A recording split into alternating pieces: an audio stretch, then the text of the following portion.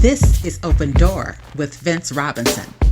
In-depth conversations with people who are making a difference in the lives of others here and around the world. Culture is at the heart of who you are. Know your culture, find yourself on Open Door with Vince Robinson. Grand dawning, great rise in Cleveland, Ohio, and the rest of planet Earth. Welcome to another edition of Open Door with Vince Robinson right here on 95.9 FM WOVU. I have two very esteemed guests today, and they happen to be husband and wife. They are Michael and Veronica Walton, and they are both involved with something called Food Depot to Health. Veronica is the executive director of Food Depot to Health, and Michael Walton is the founder of this organization. He's also involved in a community action research project through Case Western Reserve University Sweatland Center, and we're going to talk about that as well. And, I always like to be transparent with my audiences and tell folks how I met folks. And I was very privileged to meet Mr. and Mrs. Walton at a Kwanzaa that happened at the Phyllis Wheatley Association building over there on Cedar. It was a beautiful Kwanzaa that was hosted by the Golden Ciphers, and they actually received an award there for being, I'll just say, community trailblazers and pioneers. So they come with accolades, and I want to make sure that the light shines on them so folks in Cleveland and around the world can find out what these great folks are up to. So welcome to Open Door, Mr. and Mrs. Walton. Welcome. Thank you. All right. And how are you today? Doing well. And Veronica is looking to be merged back in. Okay. I forgot to do that, but I just did. So Veronica is here. Veronica, you didn't hear the introduction that I just gave you. Sorry about that. But that's okay. Yeah, so welcome to Open Door with Vince Robinson. I was just saying how I met you all, and it was at the Kwanzaa over there at the Phyllis Wheatley Association. And what was really impressive to me on that day was the chemistry that you all have and your passion for food. And I went online to do some research about you all, and I ran across something that somebody wrote about you, Mrs. Walton, and it was about your connection with food and the community. And it was stated that you were actually growing food in a community, and you grew some outside of a fence so that folks in the community would have access to the food. So obviously you all have, I guess, an affinity to food in that your organization is called Food Depot to Health. I'll start with you, Mrs. Walton. What was it that created your love for food and community? So my love for food actually comes from home. I come from a family that traditionally we ate our meals together, and the grandmothers prepared the meals, and some of the family line was large family line, multiple children. My grandmother has 7 daughters, and so with that kind of competition, I normally found myself in the kitchen and just watching. And my grandfather was an avid grower, and other members of my family were also growers. So there was always a connection from the ground to the plate in my family. And also doing a little research, I found out that the family that settled here in Virginia, which is where I'm from, they were agriculturalists. They were farmers. And so I think it's something that's just kind of in me. And I want everybody to be as excited about it as I am. So I've been trying to figure out ways to do that for the past 15 or 20 years by way of taste or growing it or just knowing more about it. I just want everybody to be excited about it because food is medicine. We can't do without real food. Real food matters. Yes. And I also recall that you had a conversation with my sister over at Golden Ciphers, Pamela, Right. Yes, you left quite an impression on her when she wanted to go to McDonald's, and you said, I don't think that's a good idea. Yeah, so I think my face did more talking, at least I hope so, because I was terrified. It was like we were just, really beginning to learn more about fast food and how bad it is for you. And I just didn't want to even have to watch them eat it. And so when she made the comment, well, I'm getting ready to take a quick break, go get some lunch for the kids. I'll be right back. I said, oh, where are you going? Because really, there wasn't a lot of places to go in that neighborhood. And she said McDonald's, and everything on the inside of me just changed. And I thought, oh my gosh, I wish I would have known they had to eat. I could have had something. I mean, it's like, could you please not go to McDonald's? And we were building a new relationship. So she gave me the look that said, well, I'm dealing with McDonald's money right now. So, so I'm looking and she's looking. It's like, okay, just, let it go. Can we compromise? At the time I'm thinking maybe the chicken nuggets are better than the burgers. And could you get that? And so she said, yeah, I'll get that just to honor you. And that's what happened. But I didn't know that I was really making an impression. I just thought I was standing up for, the fact that we really don't want them to get McDonald's mixed up with what we're doing right here. We were on a farm.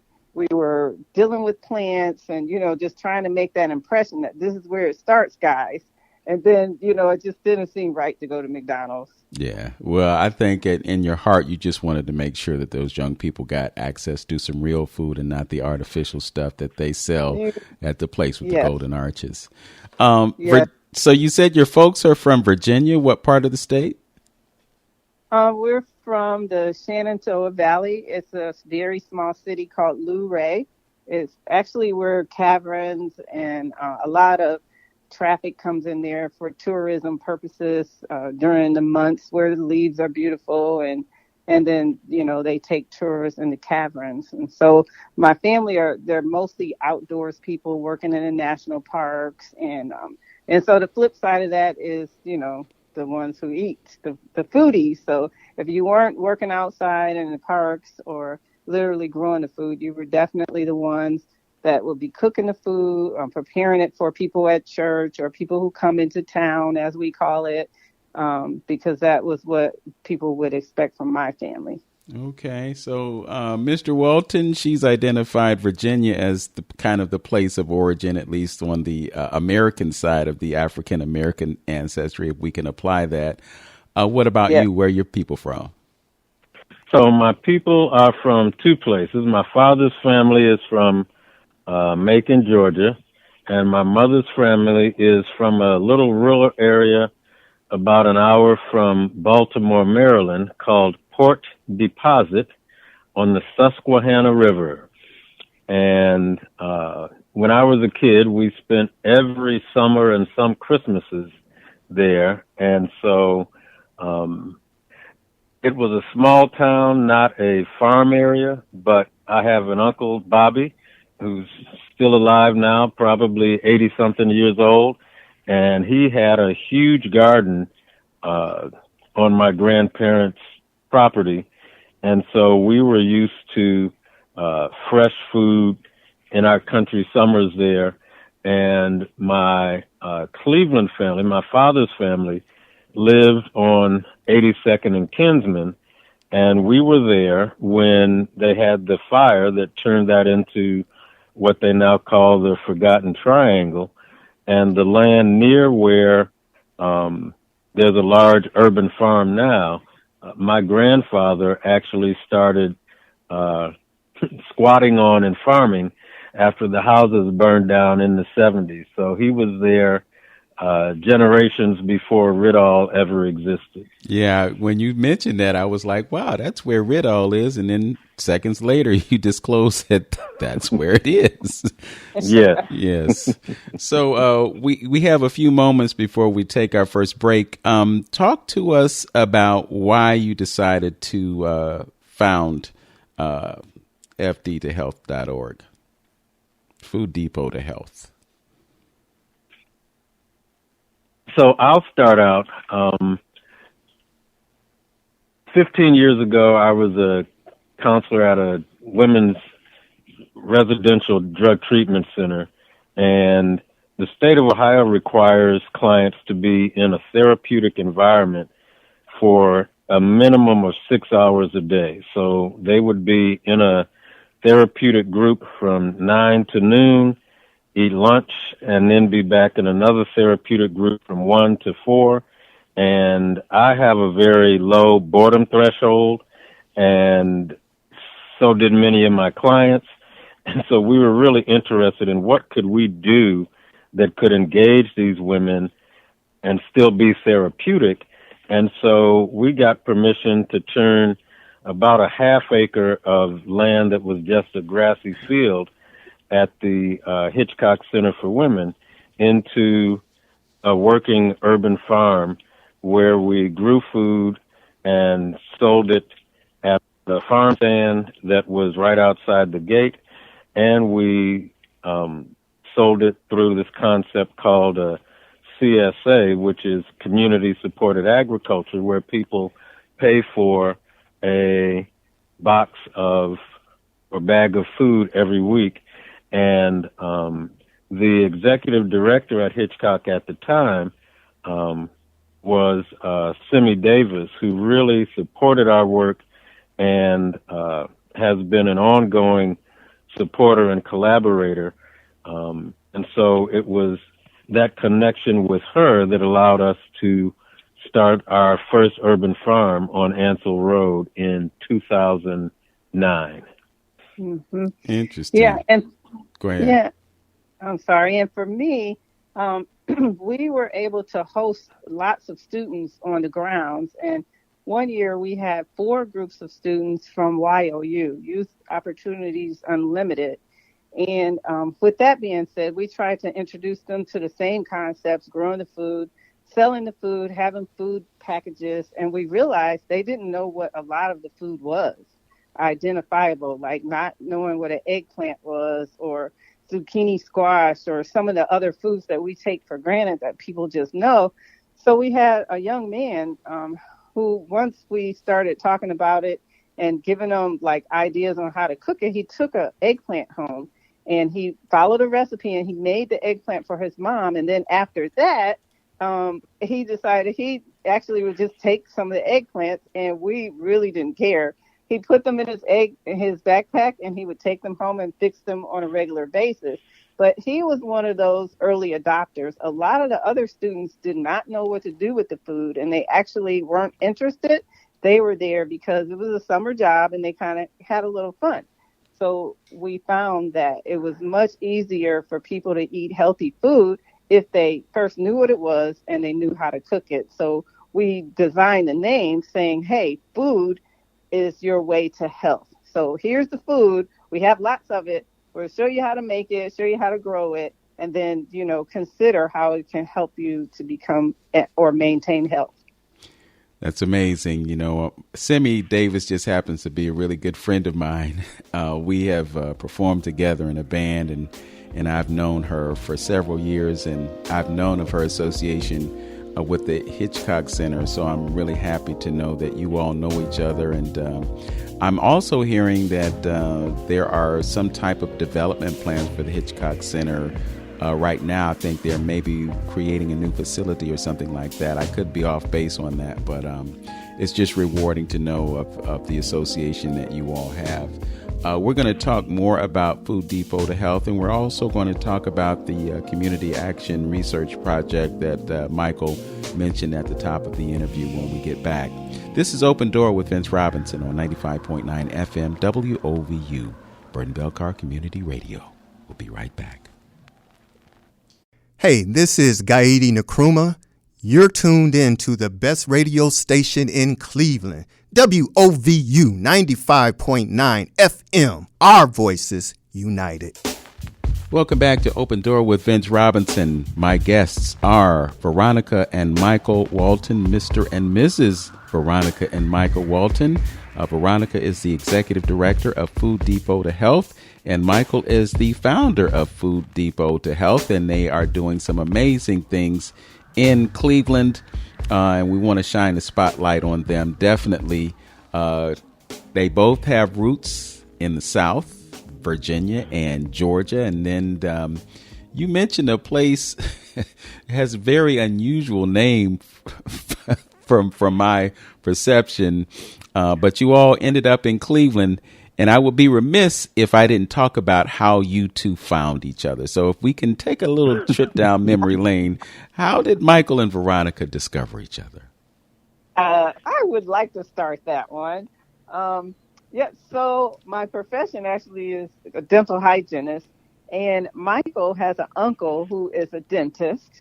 And as I mentioned earlier, whenever there were large crowds of people, I tried to find my way into a kitchen space or something where I could still be active, but not really have to be around everyone. And so his uncle, some kind of way or the other, knew that I loved cooking food, and he wanted to give his wife a birthday party in August because her birthday was in December. And that meant not as much fun, no outdoor party. And so he wanted to have an outdoor party. He asked me to fix the food. So in usual style, I was like, yeah, sure, of course I will. And so I took the time to figure out how to prepare some Polynesian food and was all excited and was preparing to take it. And they said, well, you're welcome to stay. You can stay if you want. And I was like, no, really, you can stay. And so I ended up staying. And they knew how uncomfortable I was. I'm not really shy. I just not into a lot of crowds. And so they introduced me to Michael. And so when they introduced me to Michael, I just kind of, gave him the up and down look. And then we went to the table and we all prayed for the food. And Michael prayed for the food. So I was like, okay, sounds like he got a little integrity there. He could pray for the food. So I turned around and looked at him. He looked cuter the second time. And he saw me. So he saw me look. And then he walked up to me and I said, oh, by the way, I fixed this and I made that. And he said, you did? Well, I'll have some of this. And I said, and I made that too. He said, well, I'll have some of that too. And by the way, would you like to join me for dinner? You could sit down and talk to me. So they told him who I was. But then he was more intrigued because I didn't know he was a foodie also, that I fixed the food. So we sat down and we talked, and we literally talked for hours, and we haven't stopped talking since. I can imagine that you probably remember everything that you fixed. What's your version of it, Michael? So that is actually an excellent telling of it. Probably the thing that she left out is, so this was in the early 2000s, right around the 9/11 crisis. But so I used to wear African garb and African hats, and she and I are both Christians, but she was surprised when I started praying because she wasn't quite sure what was going to come out from the guy with the African hat on. So when she heard me mention the name of Jesus, she was a little more relieved and willing to share in the conversation. And Veronica, have we ever asked Anna if it was a setup or it just happened accidentally? Because they did sort of encourage us to sit together. Yeah, so some people say it was a setup, and some people say, no, it was just organic. So we don't know. Well, Michael, I have to ask this question of you because, they say that, sisters and women in general, and I know this is a broad sweeping generalization, so please don't cast dispersions. But they say that, the ladies pretty much know within a very short period of time if you are the one for them. When you saw her, did you say, that's the one I want to marry? Probably not long after the beginning. What Veronica didn't share was after the party, we sat in front of their house in her van for probably, would you say 3 or 4 hours, Veronica? Maybe 2 or 3. I'm not sure. At the time, she had 2 children who were at home or visiting with somebody. I don't know where they were, but we talked for hours after the party was over, and I think the next week or so. So Vince, the answer is probably yes, because I had a boat at the time, and I knew that she sewed because she had mentioned that. So I needed some new cushion covers. So our second I say our first real date was her taking me to fabric stores. Now, we never, Veronica, we never ended up sewing the new cushion covers, right? No, it was a setup. It was a setup. Well, we're so happy that you all found each other on that day, because look at what has blossomed as a result of that. So, Mr. and Mrs. Walton, talk about where Food Depot to Health is compared to where it was when you began. So I'll start with the reason for the name is that we believe that God has put everything we need for health and wellness in our food as it is grown. So a depot is a place where stuff is deposited and you go get it when you need it.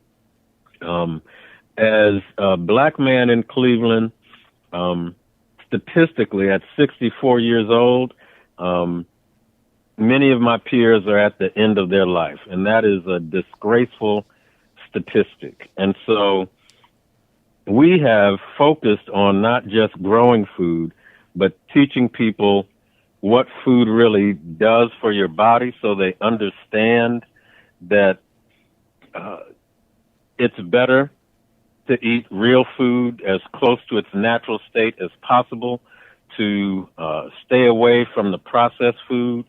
And so we do a lot of health education related to food, and also because we've been involved in advocating around health and wellness, specifically for African Americans, we've been involved in a number of projects, and the one that I'll mention is, again, the Nourishing Power Network that is part of the Case Western Reserve Sweatland Center. And it just gives me the opportunity to be connected to a group of people who are working toward creating an equitable food system in Northern Ohio so that the health statistics for African Americans, as much as can be mitigated by food, have been mitigated. You know, the education piece is really critical. And the reason that I bring that up is just having an awareness of different communities in our city. I just happen to live in Glenville. I'm a stone's throw away from the East Side Market. And I can remember when the market was about to open, I was able to go over with the councilman and have some conversations with the folks who were running the store. And specifically, I wanted to speak to the produce manager. And I was asking about organic produce and so forth and so on. And I was assured that there would be, you know, a significant amount of organic produce. Well, after a few months of operation, the selections of organic produce kind of dwindled to almost none. And the reason for it is that our residents who support the store weren't buying it. I remember one day walking in the store and one of the end counters was 5-pound bags of Domino sugar. And it was really disconcerting, you know, because these are the decisions that we make. And it's partly because of our ignorance about the importance of food. So I guess what I'm curious about is what kind of a response do you get from the efforts to educate folks about food? Because that education is really critical. Are you getting pushback, or are you getting acceptance of the message that you bring? Normally we get requests for holding a conversation and sharing information. When it's in a group, typically they want to know. Individuals sometimes feel a little put off, as if you're getting ready to restrict them in some kind of way. And we understand that because the healthcare system is designed like that. It's very prescriptive. There's lots of do's and don'ts, and not a lot of how-tos. Now, I have to give them some credit in the medical world. They are trying to make changes, but they are really working with some perimeters and standards from the USDA, which, again, is not as it's very prescriptive. And so when people are around and they interact with us or they interact with other individuals that work with us, and they find out the ease of learning, the mindset of a community of learners or circle learning, where it's not dictatorial. Sorry about that. Dictatorial. Thank you very much. But it's actually more about sharing and learning together. And to me, that I think that's what is good about Food Depot to Health, because none of us are dietitians. We are foodies. We love food. We have people that are educators. We have medical professionals. We have counselors. We have teachers. All of us have a practice of sharing words with others, but we're not dietary people. So we're not going to write a script. We're not going to give you a meal plan. We really want you to become intimate with the food and the knowledge of it so that you can make really good choices. So when the USDA changes their My Plate, you don't have to change your plate, because they change that thing every 5 to 7 years. Well, and another thing that's really important about us is we understand the cultural relevance of food for African Americans. We understand comfort food and the relationship people have with it. So we understand that the best way to teach people about food is to, as often as possible, have them experiencing eating the food. So we do a lot of cooking demonstrations or cooking classes as an organization. And then also, when we're just sharing with people, one of the things that is a real clear memory for me, had a group of students volunteering to help us at a farmer's market that we managed. And while they were eating lunch, I just asked them to pull out, a bag of chips or something they had. And I said, one of the things that I want to leave with you is that there are some food dyes that are banned in other countries because they realize that they are cancer causing, that the USDA or FDA still allows us to use in America. And red dye number 40 is specifically unhealthy for African Americans. Somebody pull out a bag of fries and read me the ingredients. And one boy was reading his Flaming Hots and saw red dye 40. And Vince, he threw them on the floor and said, I'm not eating those again. And it's because, and I said, we're not against you eating hot food. So if you want hot, have a habanero pepper. If you want hot, there's something called a ghost pepper. So you can have real food that this food is imitating that is not negative for your body. Your body doesn't know what to do with synthesized food. Mm-hmm. So if you like hot, okay, but figure out a way to eat real hot, not fake hot. Yes, we're going to talk a little bit more about the USDA and the FDA and what they're doing in terms of the food supply and our medicine when we get back, because there's some things I want to point out as well. And I appreciate the information and the knowledge you're bringing to our listening audience in this moment. You're listening to Open Door with Vince Robinson. My guests are Veronica and Michael Walton, Executive Director of Food Depot to Health and the founder of Food Depot to Health, respectively.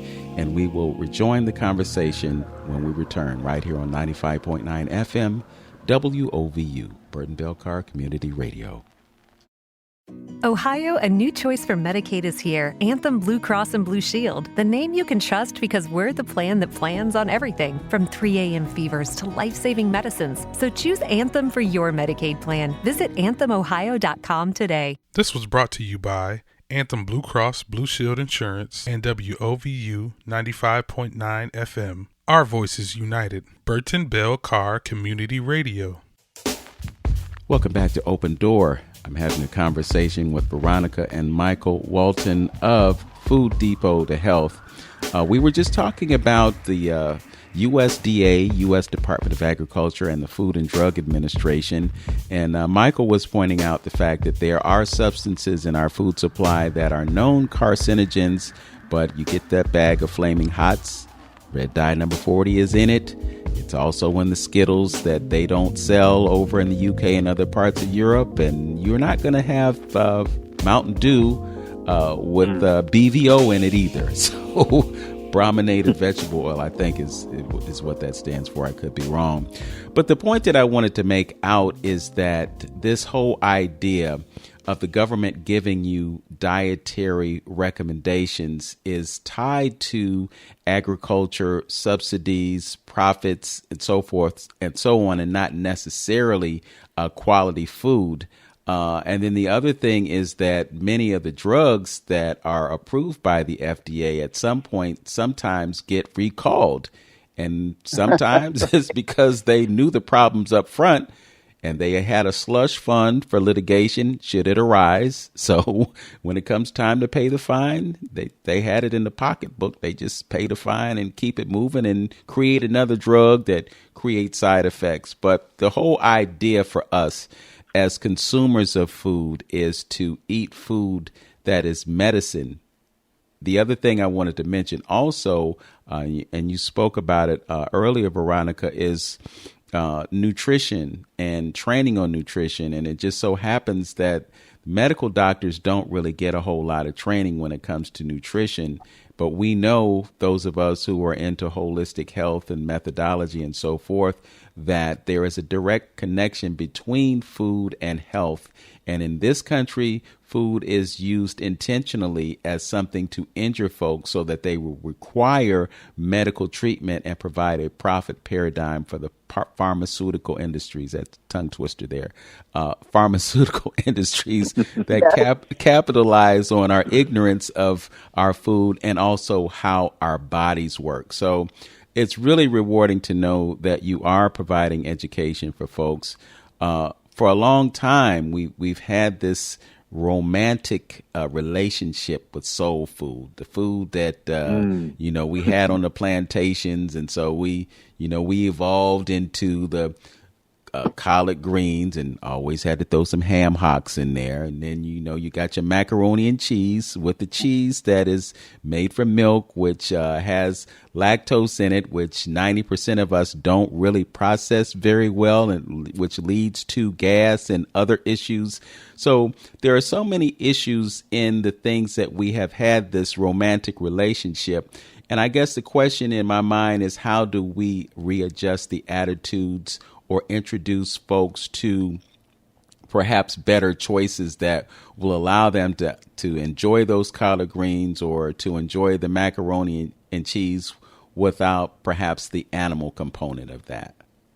Yeah. So, I asked a lot of people, I'm sorry if I'm going out of turn. Are you addressing me? No, both of you, please chime in.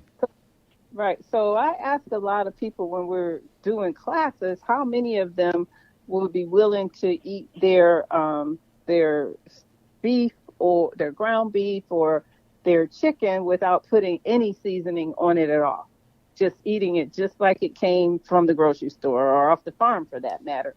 And there aren't very many hands that go up that are willing to do that. And so therein lies some of the problem. We're really not understanding where we're getting these flavors from. And it's not strictly from meat, but there's lots of herbs and spices that go into getting that flavor that we're wanting to have.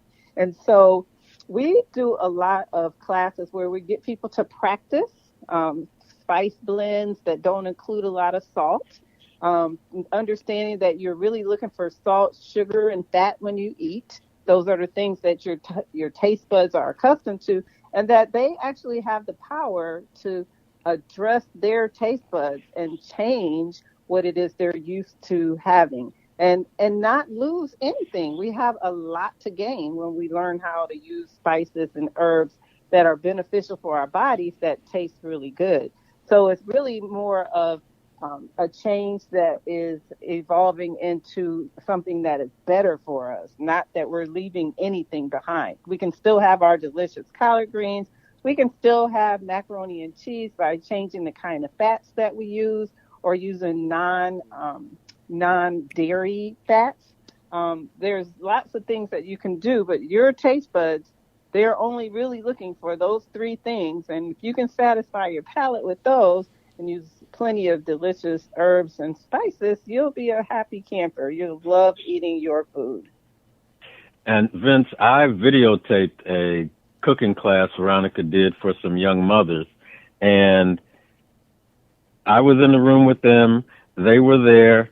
They saw the whole process. Veronica didn't use any meat, but the taste and the smell of what she created, as she was just talking about, using spices, using textures to create a meal that, even though these women had been in the room the whole time watching it happen, and she had said it was meatless, at least two of them, while they were eating it, said, and what kind of meat is in this? And so, again, not that we're saying people have to be meatless. We still eat meat. But there's, some people do meatless Mondays. If you look at people around the world that have a large percentage of their population that lives to be over 100, their plate has meat on it, but it is not the biggest piece like the typical American plate. And so eating in a different way, using spices, and even with the collard greens, we teach people that you can cook them quickly, easily, saute them. If you're going to cook it the old-fashioned way and boil them, use the leftover water for soup or for stock, or do like your grandmother did and drink the pot liquor, because that's where all the nutrition is now. Just giving people the opportunity to see it, taste it, smell it, and we both like to eat flavorful, tasty food. So Veronica's making sure that when she's cooking, as you can attest from the Kwanzaa, that it looks good, smells good, and tastes good.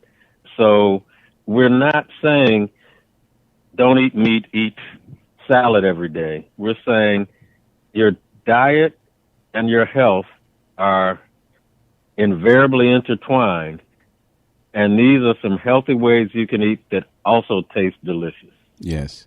And, I'm not suggesting that everybody live totally on a plant-based diet or, be vegan or whatever, but just want to provide some context in terms of our relationship to meat. If you go to Africa, you will find that there are different cultures where they have meat, but it's not the main thing. Right. One of the issues that we have in America in relation to disease and dysfunction is consuming too much protein. We want to eat that 16-ounce steak, and we don't realize the toll that it takes on our body to digest all of that meat. And then secondly, you have the issues with the meat itself because of the way the livestock is raised. So, if you look at the cattle, they're giving them growth hormones, they're giving them antibiotics and all those things. And then you ingest those things as well as the meat itself, and in too great a proportion. Going back to the African example, they would use meat to provide flavor, just like we put that ham hock in the collard greens to give it a certain flavor. But the meat was not the emphasis or the focus of the meal. So, it's not a thing where you have to completely give up meat, but perhaps just think in terms of reducing the proportion of meat in your diet, and there could be some benefit as well. Mm-hmm.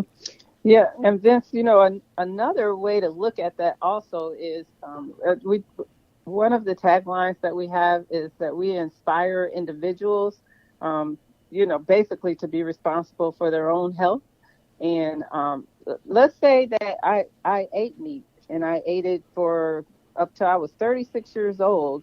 But, now I'm under a lot of stress. I'm doing different things in my life. My body is responding to the meat.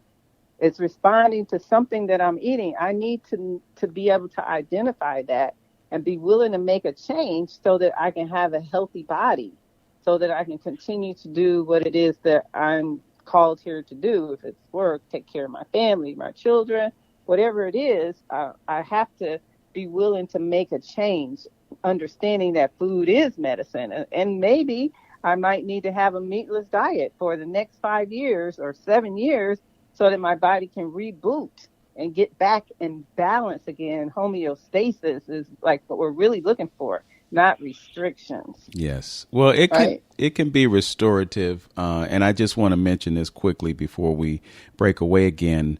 I have a friend who had been diagnosed with prostate cancer. And he went to the doctor, and the doctor said, well, we can do a surgery tomorrow.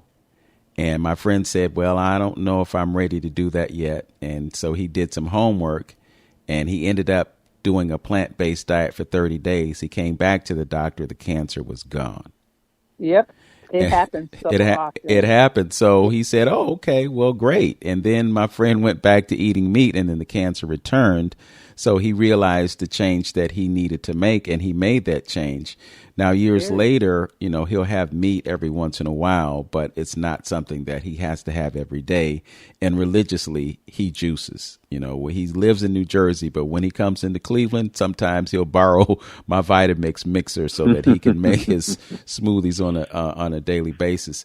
The other thing that I wanted to mention was about beef specifically, and how we have this idea that grass-fed beef is better than beef that comes from cows that were fed corn. And the corn is disruptive to their digestive system, and that's what causes the disease that the cows get that they require antibiotics for. But the point I wanted to make was that the grass-fed beef, 90 to 95% of it comes from outside of the country. So they're not doing a lot of growing of grass-fed beef. They say it's best for you, but just know that when you consume it, it's coming from somewhere else. You wanted to add something, Michael? Well, we had an interesting experience with fresh beef. We, for a variety of reasons, are driving around through rural areas quite often, and we rode by, I guess I'll call it a roadside stand, but it was really a little building where a family was selling the food that they grew. And we were walking around, and we walked up to a cooler, and they had beef that was frozen in the cooler. And we, asked the young lady at the counter, where did the beef come from?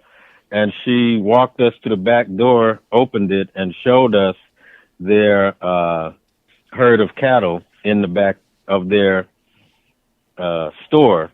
And so they really were growing Black Angus beef cattle on Bainbridge Road. So it is very important to know, literally, as you were saying, where your meat came from. And, on a worldwide social justice arena, much of that grass-fed beef that comes from off our shores is from people who have burned down the rainforest to create grasslands so that they could grow beef for the American market. So it's just real important to eat as much of your food as short as 50 to 100 miles away from your home as possible for multiple reasons, including you can go see where the food came from, literally. Okay, well, you just reminded me of that I think it was a Wendy's commercial. I had an old lady. She said, "Where's the beef?" Y'all right? That's crazy. Like, where does this beef come from? Where does it come from? Right. We're gonna talk.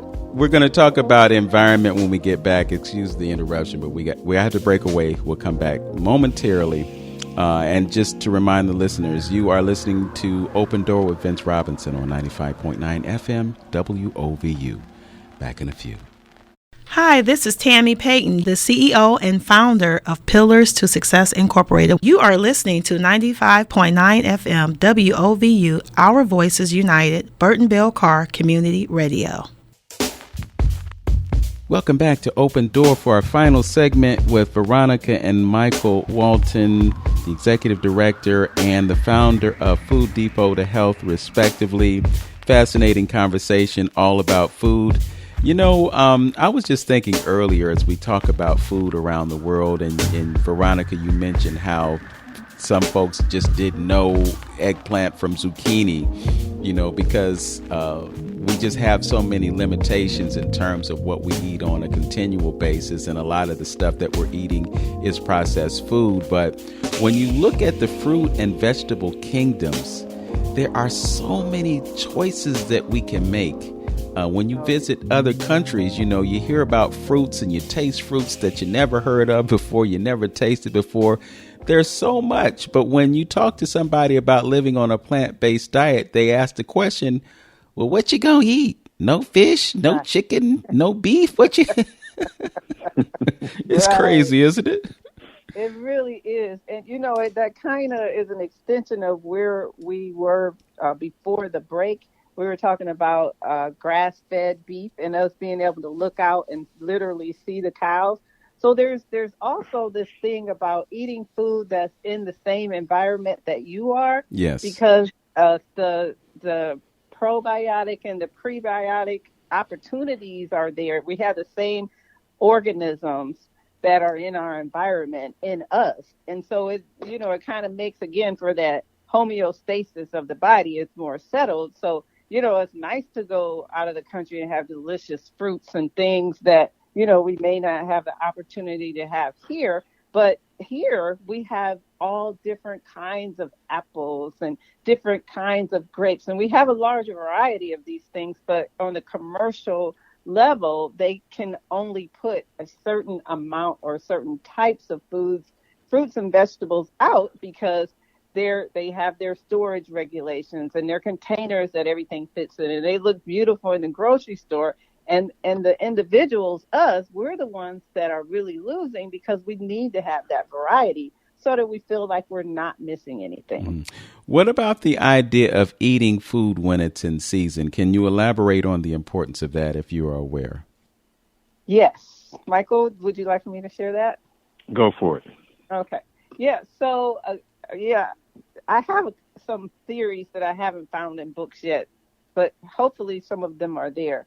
I believe that when there is an abundance of things, that they are there for opportunities to have it more often. For example, when they say eat an apple a day keeps the doctor away. Well, when you look at an apple tree, there's lots of apples on the apple tree. They last a nice amount of time. They come at a certain time of the year wherein you might need to start building up your immune system, and they're in abundance. And so, on the other hand, if you wanted to have a yellow squash every day, if it doesn't have as many nutrients, it's not that much of a variety. We don't see those in great abundance for a long season, and they don't carry over into the next season. So I believe that it's really hard and challenging to try to eat just what's in season, but it is good for your budget. And there are some foods that show up in this region that happen to be healthy for you right at the time that you need it. Again, not trying to put anybody in a box, because I'd rather you eat any whole food that you see that is not in a can, a bag, dried up, than to try to put yourself in a space where, I can't eat that now because it's not in season. Well, I got it. But there are lots of benefits. Yes. I got to tell you, when September rolls around after Labor Day and you stop seeing those seeded watermelons, it's a little tearful. Because another thing about eating food in season, when you live in a place where you can get 10 inches of snow, means there's nothing in season right now. But there are things called winter squash that most people don't recognize. Those can last, some of them, all the way to the spring. There's a huge, strange-looking squash called a Hubbard squash. It looks sort of like a dinosaur egg. Butternut squash, spaghetti squash. The hard-shelled squash people generations before us would put those in their root cellar along with potatoes and other things, and they would last throughout the winter. So you can still eat locally grown food as long as it's whole food throughout the winter. And we also teach people how to grow even in small quantities in their homes, so that if you wanted to grow microgreens or herbs, we show people how you can have some fresh food, lettuce, on a regular basis if you're just growing in your kitchen or your attic or your basement. So you can definitely have options for fresh food on a regular basis. Yes. In your education process, do you teach folks how to can foods? So we do not teach the traditional canning of foods. Number one, because I don't teach anything that I don't do, and but we do have individuals that teach how to preserve food. So we can do pickling, and we can, do other kinds of canning, but we don't usually teach that ourselves. We have someone else that has a certificate that can teach those classes. Okay. I want to shift gears and talk about some of the environmental health concerns that Michael spoke to at the onset of the program. Michael, do you want to talk to us about some of the environmental issues and how they're being addressed? So when you think about environment, one of the big issues in the African American community is that the redlining put us squarely in the path of some negative environmental factors. So living next to railroad tracks and factories and other things that were creating pollution, the lead in the paint and in the glass and in other things. And so mitigating those negative impacts is something that the city of Cleveland has focused on with lead, but we really have begun to focus on how you can use food to create better health. And, another one of the unintended impacts of African Americans having these negative environmental responses in body is our interaction with the medical system. And so as I think about the environmental impact of living in certain neighborhoods, living around factories, having certain pollutants, and then ending up in the hospital, it's vitally important for us to learn what foods can be literally medicine that is alternative to the standard medical practice, so that we don't have to deal with the researched and documented negative impact that African Americans, especially African American men, have when dealing with the medical system, because doctors feel like we can bear pain more as a people, so they don't respond as well when we talk about it. They don't listen to us when we tell them about our bodies. And so often their diagnostic tools don't recognize the real problem until it's too late. And so the statistics around our mortality are not just bad food and bad health choices, but also dealing with a health system that is not responsive to us.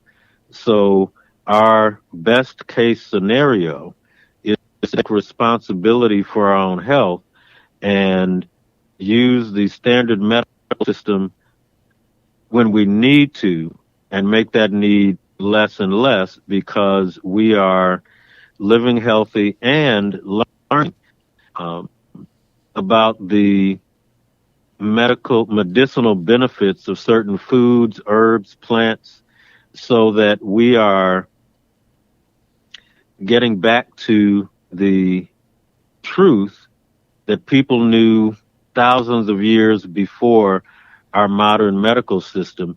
And interestingly, I'm in a class for horticulture therapy, and they asked us to research indigenous practices prior to the 20th century. I researched some things in Africa and found that there's enough research now that modern medicine is actually looking at indigenous practices in especially Southeast Asia, India, and Africa for alternatives to the pharmaceuticals that, as you mentioned earlier, Vince, have so many side effects. And the truth about those pharmaceutical substances is that many times they're modeled after natural things, but the issue with them is that because they're synthetic, they cause reactions in the body that lead to those side effects. So if you consume the original and not the carbon copy or a duplicate of whatever that substance might be, you stand a better chance of experiencing healing without the effects that come with the ingestion of things that aren't good for you, things that get stored in your liver. You know, next thing you know, you got one prescription and you got another prescription to address the side effect at one. And then, you know, before you know it, you're on 10 different medications, and you just exacerbated the problem with, with the synthetic approach. We could talk about the changes in the medical system and the American Medical Association and how holistic practitioners got marginalized and chiropractors got marginalized because the AMA wanted to maximize their profit margins. We've had a really interesting discourse about food, and I'm really excited about folks learning about what you all do and taking advantage of the programs that you are promulgating over there at Food Depot to Health. I want to give you a chance to reach out to the community and let them know how they can become involved in your efforts before we conclude.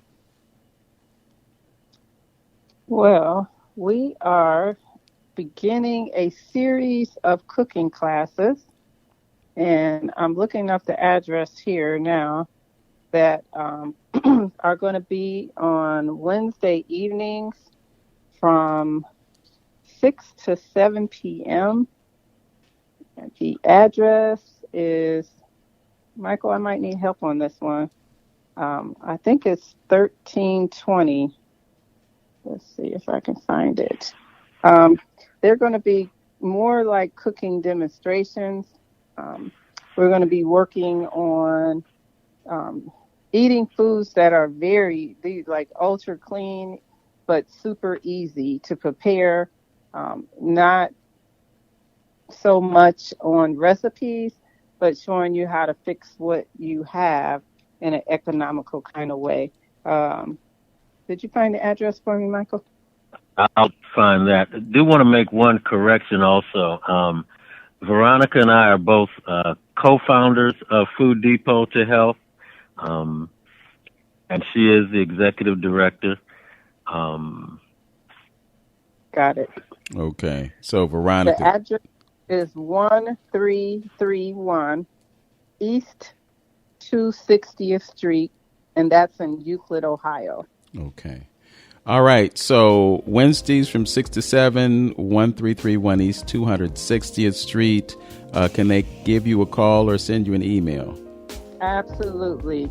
The telephone number is 216-375-3757. All right. That great phone number that you've had for so long. It is. All right. Well, Michael and Veronica, I want to thank you for your appearance on Open Door with Vince Robinson. Wish you much success in the future. And who knows, maybe I might show up at one of those cooking demonstrations so I can get one of those great. We would love to have you. All right. Yeah.